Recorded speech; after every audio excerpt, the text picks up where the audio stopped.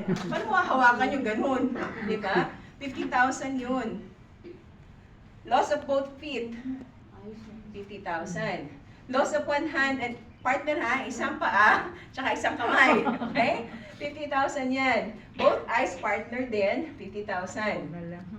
Ito, injuries resulting in being permanent bedridden. Kasi hindi ka nagulay ka na, 50,000 yun. Nagulay na yung nasagasaan mo, di ba?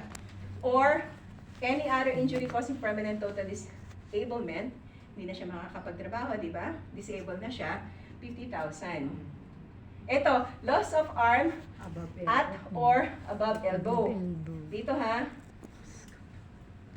20,000 yan. Okay? Loss of arm between elbow and wrist. Pagka dito lang, okay, 15,000. Sagad mo na dun. Para sayang 5,000.